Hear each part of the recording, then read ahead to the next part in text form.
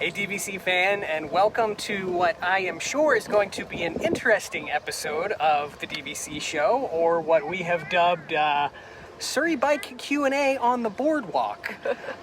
We are out here on the Boardwalk today. We were actually at Hollywood Studios a little bit earlier, and we said, why not come over to the Boardwalk and do some laps around here and answer your questions. So I think you put up a poll in DVC fan and ask for some questions? Yeah, well, just a post, obviously. Yeah. Yep. Just any DVC Disney-based questions. If you ask questions about the bike, we might be able to answer some. But this is our first time, so. Yep. I am in charge of questions and holding this camera the whole time, and Amy will be in charge of not steering us into the Crescent Lake as we go around it. We've got this bike for 30 minutes, so we're going to get started answering some questions. As always, if you love our content here on DVC Fan, please show some love for our sponsors over at the World of DVC. DVC Resale Market if you're looking to buy a Disney Vacation Club contract or sell your contract. Monera Financial will help you with purchasing that Disney Vacation Club resale contract. And DVC Rental Store, where you can try before you buy, rent some DVC points, or rent out your own points and get some extra cash. So please show them some love. All right, so since your number one question is probably going to be about this bike, we are pedaling uphill at the moment, which is why Amy looks like she's doing a full-on workout. But the bike was, I believe, $25 to rent for a half-hour rental. And you can go around, I think they said it takes about 13 minutes to do a loop. I'm guessing it's going to take us the full half hour to do a loop here. Just because we are kind of crawling along. But definitely if you're on the Boardwalk, or there's also other locations like Saratoga Springs and things like that that have the bike rentals available, I think it's just a cool activity if you're just sort of out and about and want something to do. I think that Old Key West and Saratoga might be a little less stressful because there's a lot of people out here, and I don't want to run anybody over. I'm just happy we passed that stroller. All right, the first question on today's adventure that I'm going to take is from Jeff Alves. Jeff asked, does the person in the back really need to pedal? I can tell you that we don't have a back here, so that person does not need to pedal. But I am not pedaling right now, and Paul is, so you can sneak away with not pedaling. All right, next question on the list comes from Matt Festa. Now that we have annual passes and the dining plan back, do you think there's any chance of Tables in Wonderland to follow? We talked about this, and especially because we're local, but even if you're not local and you're a DVC member that comes a lot, like how nice would it be? We missed out on ever having Tables in Wonderland, and now we wish we did. I don't think it's ever coming back. Yeah, I 100% agree. There's just no incentive, I think, for them to bring it back. I think what they have learned is the fact that not having Tables in Wonderland doesn't really discourage people from eating at Disney World. So we still are eating at Disney World. I guess we never had it, but we're still eating at Disney World just as much as we probably would be if we did have it. So it was a nice benefit, a nice perk for people that came here often and live down here. But I just don't see that they need to bring it back or see a revenue opportunity to do so. Passing by the Beach Club Resort right now, one of our all-time favorites, and the Stormalong Bay pool area here. We have not hit anyone yet, which is I think a positive here for Amy's driving skills. It's not hard to drive. The brake is a little scary though. You gotta be able to pull it down if you need to, and if you're going down hills, you should just be riding the brake. Also, the horn, I guess, is this bell up here, so that we can ring it if we're going to pass someone. But we're kind of... I don't want to scare people, but yeah. We're kind of scared to pass people, so we just they probably think we're just lurking behind them. We're stalking We're them. just stalking you very slowly on our Surrey bike question and answer. All right, Brian and Allison both coming in with the $1 million question here, which I think is one of the most common questions that we always get. What is Disney going to do with these two lovely properties that they have here that are Disney Vacation Club resorts in 2042? Oh man, I don't even know that the people that are going to make that car is really loud, that make those decisions even work for Disney yet. Like, honestly, Yeah. I'm sure that nobody really knows.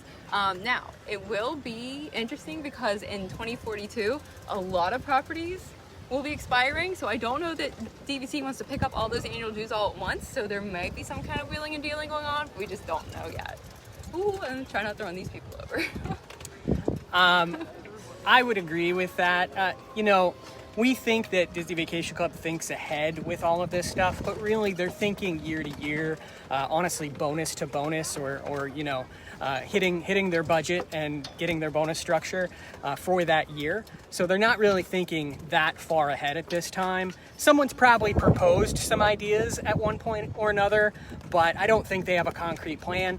I've said this on many shows. I think that what they need to do is essentially to the entire group of 2042 owners offer some sort of extension that extends across all 5 properties, I think it is, that will be expiring that year, and then open up a 15-year extension to a pool of resorts. So you have a pool of resorts that you can actually utilize with that extension while they start to refurbish and then start to resell all of these, because they're not gonna bulldoze these resorts. They're just going to refurbish and resell them as new points as a new Disney Vacation Club property. So that's our 10 cents, and I guarantee you it will be way off of whatever happens 20 years from now.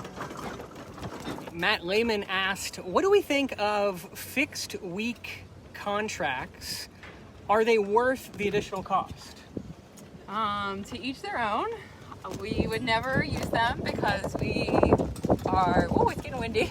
We are more spontaneous than that. So if you take your fixed week and you change it into just regular points, then obviously you're losing that value of what you paid extra for.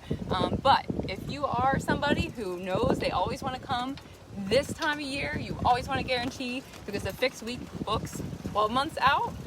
So you're guaranteed that every single year, then it is probably worth it for those people. So it's individual whether it's worth it for you. It wouldn't work for us, but definitely might be for somebody. Yeah, to each their own. If you're going to be here during that same Christmas week every year or sometime during the fall season, I think it's worthwhile. The real benefit used to be, and I apologize if it looks like we're really working, because we are now going spicy. uphill.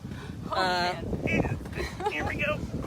All right, we've got to put some of our old CrossFit skills to work here. All right, I'm going to try to keep talking while we struggle bus it up the Swan and Dolphin Hill.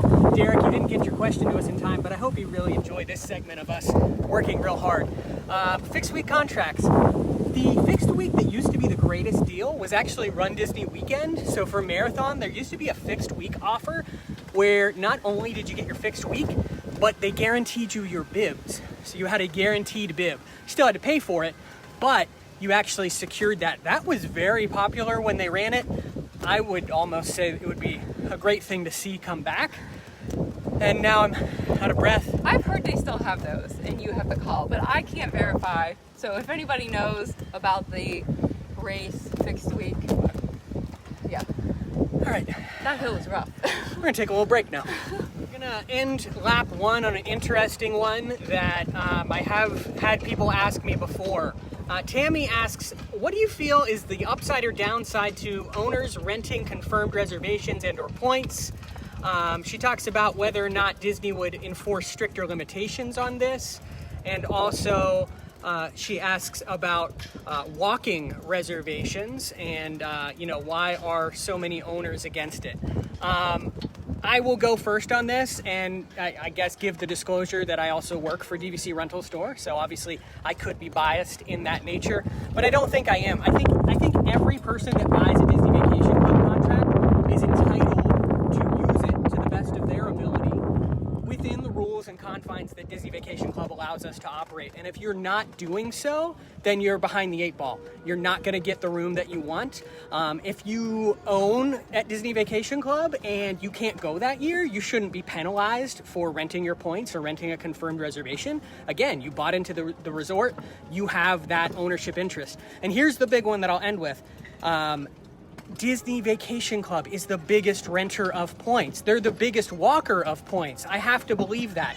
if you're telling me that they aren't the first people to pull rooms out of inventory once that window opens up, or pull inventory ahead, we even have caught them on occasion doing that. There's some blogs that are on DVC Fan where we've proven that they've actually pulled rooms ahead of inventory. So this is not an owner problem. This is not a reservation problem or anything like that. It's just people acting within the confines of the rules that Disney Vacation Club has dictated. And I don't think they're going to change those rules because they're too lucrative for them personally. Any thoughts, additions? Oh, what you said. No, I agree with you. Like the flexibility of DVC is the benefit of owning it.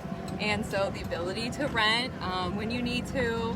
We rented out points that we couldn't use before, and they were Grand Californian points, so we knew that our best chance of renting those was to book something already, because availability is very challenging at Grand Cal, even for owners, and to book something and then post it as a confirmed reservation. We knew if we didn't do that, we didn't have any chance of renting those points out, because by the time we waited for a renter and to see what dates they wanted, they were likely going to be gone.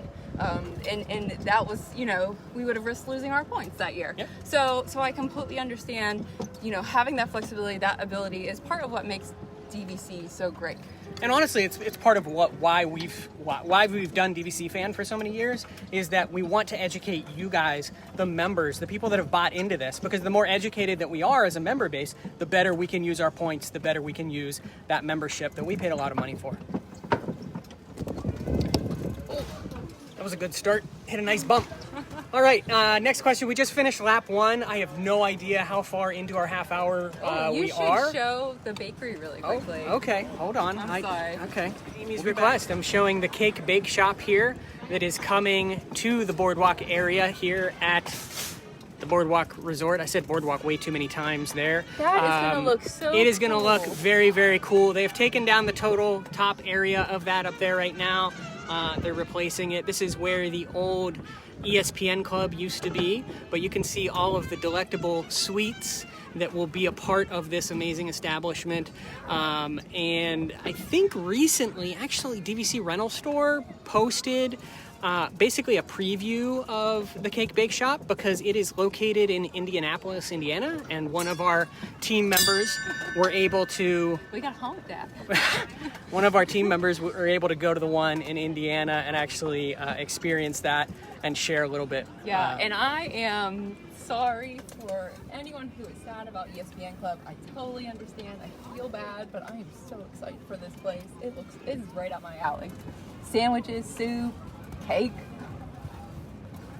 Mike Roberts asked the question, I've seen Royal Caribbean and other brands like Tesla really embrace the fan and influencer community. Would be great to see DVC Leadership, Bill Dirksen, come on to your show and have a face-to-face interview with DVC fans. Have we ever asked DVC Leadership to come onto the show?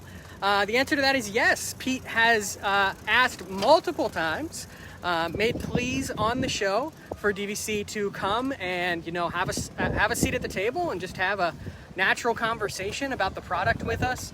We would love to do that.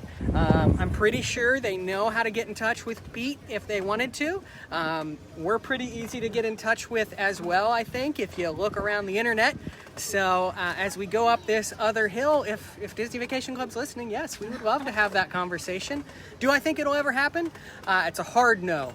I think too many lawyers in the room would probably not want that to become a reality. But before we stall on this hill, I'm going to keep pedaling, and we'll be back with the next question. We are filming this one day after some big Disney news broke. And so, Amy, what do you think that Disney should do with the Galactic Star Cruiser? Nothing to do with DVC, but it is the hottest question on the internet right now. Yeah, okay, so before I answer that, can I just say that this coming up is the scariest part of this whole ride. And you have to go this way, so it's when you get off of this bridge and you're coming around this corner, and there's always a lot of people, and you have to ride your brake down so you don't mow people down. So that's just a little tip. Don't run people over. You know what? I had said in the group, whatever day that came out, was that just yesterday? Yep. That when it originally was announced, I thought it was just going to be a really well-themed hotel. I didn't know it was going to be this whole interactive experience. And so I was really surprised by what it really was. I know it's very small. It's only like 100 rooms or so, but for the right price, and I'm not saying a cheap price, but also not the price that it is now, or is. I think for the right price, it could be a really cool themed hotel. Obviously, they would need some more amenities like quick service and some other things like that. With that said, just like what Pete said, we were worried about its future. It's just really such a niche group, you and me, that would like it. And I don't even know very many people that fall into that group. I don't think that you and I are extrovert enough to enjoy like that role-playing type, being characters. That's not really our thing, and we're just not rich enough for it too. Yeah. But I'm going to double down on just the meme that I've put on every question related to this, which is I think they should turn it into a Muppets-themed hotel and experience. And that's all I have to say about it. Not so much a question at this point, but I just want to thank all the people that have warned us about the hills on our Surrey bike adventure. This would be much better if we had 4 people and a bigger bike, especially for the hill over by the Yacht and Beach Club. And I believe it is, let's see, I think we had Karen mentioned this, I believe, in the comments when we asked for questions about having to help a group of 4 people go up that hill one time as they lost momentum. So luckily we didn't do that on lap 1, hoping not to have that happen on lap 2, but you're going to be there with us and you're going to find out soon enough. I feel like we train for running enough, and we used to own a CrossFit gym, believe it or not, but believe it or not, that's a little known fact. Is just running at us real fast. That was a close one. I feel like we can make it, but there's always that chance we don't. So I'll push if we don't. Our main man Ryan Chung has asked us, has the Rofer Monster woken back up yet? And have they started with Grand Californian? There has been some reports recently of Grand Californian having some direct points available for sale. Historically, this has been a sold-out property for a long period of time, but I cannot confirm nor deny, but it does seem like it's definitely plausible that they did find themselves some points back in the back of the closet somewhere. I will say this, and you get all the DVC resale market data, so I don't think they have rofered anything from resale market. However, it doesn't mean that's not from other brokers, and there is more than rofer to get points back. Yes. DVC can foreclose on people who aren't paying their loans. People have options of usually signing a deed over in lieu of foreclosure. So there are other possibilities for ways that they have obtained these points. But we do have someone in the DVC fan group that has said that they have bought some direct points and that there was around 400 and some odd points still left, possibly some more. Maybe they're seeing the value there. But I also think that the margin's really not there, depending on what prices they're getting for them. Yeah, I can confirm the one thing, which is that the Rofer Monster is still sound asleep, hibernating. He may not wake up this year before winter, and he has taken nothing so far. This is going to actually probably go up in the beginning of June, so you'll probably see the Rofer report come out. I've already written part of it because I just kind of anticipate that they're not going to take anything. So maybe they'll surprise me and I'll have to rewrite the whole thing. But I fully would not anticipate them taking any contracts here in the month of May. So there are definitely some other ways that they can get some points back into their inventory. People have to pay their annual dues. They have to pay their loans.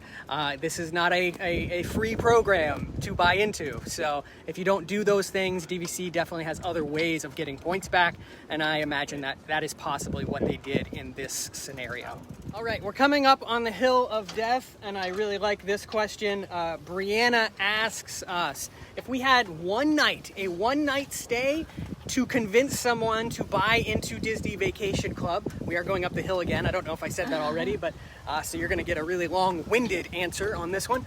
But if you had one night to convince someone, where would you stay? What what resort, what room type, what category, what would you do, where would you eat? Oh my gosh, do I have like unlimited points here? It's going to be the Grand Villa at Grand Floridian because holy cow, that thing is amazing. There's not a bad view on any of them, even the one that's on the lowest floor right now. Dining, I would take them over to Animal Kingdom Lodge for some dining. Jico or Sanaa, see the animals, basically get as many DVC resorts in to see as possible, especially the lobbies. Maybe go over to Wilderness Lodge for a drink at Geyser Point, but ultimately the Grand Villa for me.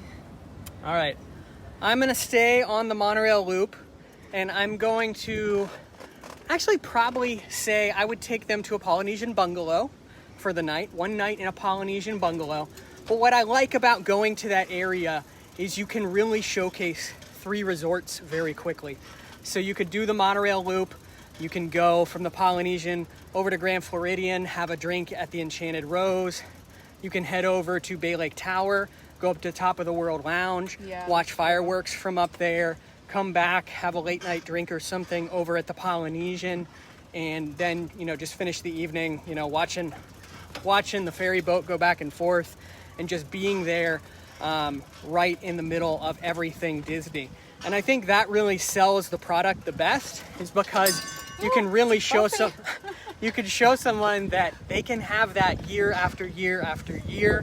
They can come back and have all of those memorable experiences, and more so as we enter the wind tunnel, as I've dubbed it here, next to Jelly Rolls doing piano.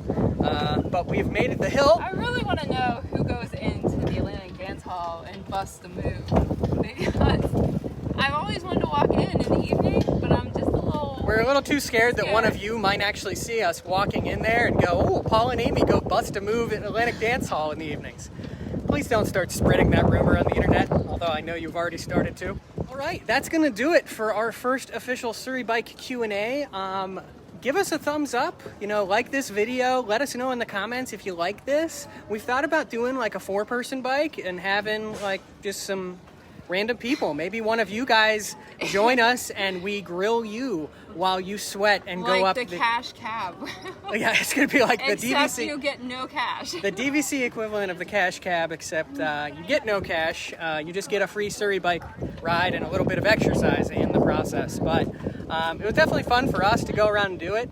And I hope you guys enjoyed it. As always, if you love this content, please follow us over on dvcfan.com. Join us in the DVC Fan Facebook group. And if you're listening to this on audio, it's going to be a weird show. And I just want to shout out to all of you people on the podcast channels that just listen to us that way.